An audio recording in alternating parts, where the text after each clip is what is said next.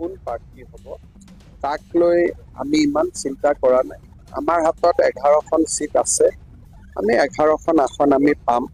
নগাঁৱৰ বৰ্তমানৰ সংসদ কোন ধৰিব দিগদাৰ। নগাঁও নামটো আছে, সমষ্টিটোতো বদলি গ'ল।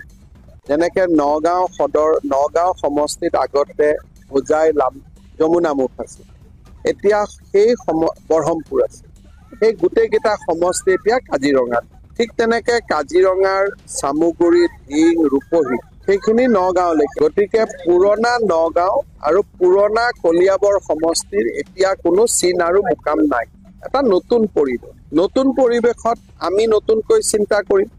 কংগ্ৰেছৰো নতুনকৈ চিন্তা কৰাৰ অধিকাৰ আছে, পুৰণিকো আঁকোৱালি লোৱাৰ অধিকাৰ আছে।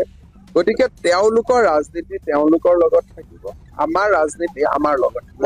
মোৰ হাতত কোনো খবৰ নাই, কিন্তু 26লৈকেতো মই ভাবো যে কংগ্ৰেছৰ কাৰ্যালয়ত ৰকিবুল হুছেইন, ৰেকিবুদ্দিন আহমেদ, জাকিৰ হুছেইন চিকদাৰ, নুৰুল হুদা এনেকুৱা কেইজনমানক বাদ দি আৰু কংগ্ৰেছত কোনো একেবাৰে ধৰি লওক যে কেইজন মানে থাকিব। মই যিকেইজনৰ নাম কৈছো 2-4জনৰ নাম পাহৰিছো।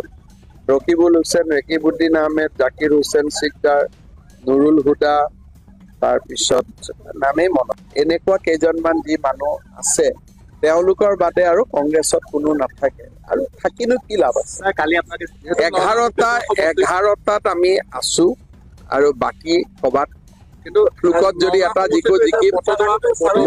মই এইটোৱে কলো যে নগাঁও, কাজিৰঙা, প্ৰদ্যুৎ বৰদলৈ, গৌৰৱ গগৈলৈ এইটো কংগ্ৰেছৰ প্ৰব্লেম, আমাৰ প্ৰব্লেম নহয়। গতিকে এইটো লৈ আমি মূৰ ঘূৰাব খোজা নাই।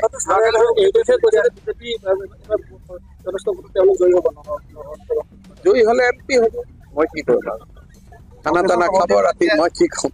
এতিয়া কংগ্ৰেছৰ সভাপতিয়ে যে কংগ্ৰেছত থাকিব কি গেৰেণ্টি? কাৰোতো আপুনি কাকো গেৰেণ্টি ল'ব নোৱাৰে। মই কেইটামান নাম কলো, সেইকেইটা বিজেপিত নাই, বাকী কাৰো গেৰেণ্টি নলব, কাৰোৱে গেৰেণ্টি নলব। ইমানে আপোনালোকে ৰকিবুল হুছেইনৰ গেৰেণ্টি লওক, বিজেপিত নাহে।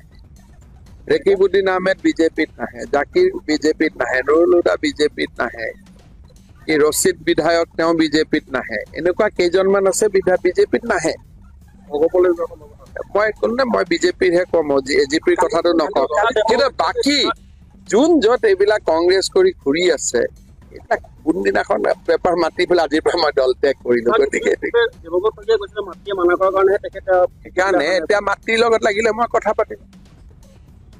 মাতৃৰ লগতো মোৰ চবতছে ভাল, যেতিয়া প্ৰয়োজন হ'ব মাতৃয়ে কথাটো বদলাই দিব পাৰে। উপলক্ষতে কালি এটা কথা আলোচনা হৈছে যে উপনিৰ্বাচন হ'ব পাৰে যদি তেওঁ বিধায়ক পদ খাৰিজ হয়। এতিয়া উপনিৰ্বাচন তেওঁতো বিজেপিত যোগদান কৰা নাই, তেওঁ চৰকাৰকহে সহযোগিতা কৰিছে। গতিকে চৰকাৰক সহযোগিতা কৰিলে উপনিৰ্বাচন বা বিধায়ক দল ত্যাগ হ'ব নোৱাৰে। সদনত কংগ্ৰেছক গালি পাৰিলেও বিধায়কৰ পদ নাযায়। কিন্তু যদি কংগ্ৰেছে কয় অমুকক ভোট দিয়ক, তেওঁ ভোট নিদিয়ে, তেতিয়াহে বিধায়কৰ পদ যায়। গতিকে এইবিলাক অলপ টেকনিকেল লগোৱা আছে। নগাঁৱত কংগ্ৰেছৰ কোন প্ৰাৰ্থী হ'ব তাক লৈ আমি ইমান চিন্তা কৰা নাই। আমাৰ হাতত 11খন চিট আছে, আমি 11খন আসন আমি পাম। নগাঁৱৰ বৰ্তমানৰ সংসদ কোন ধৰিব দিগদাৰ। নগাঁও নামটো আছে, সমষ্টিটোতো বদলি গ'ল।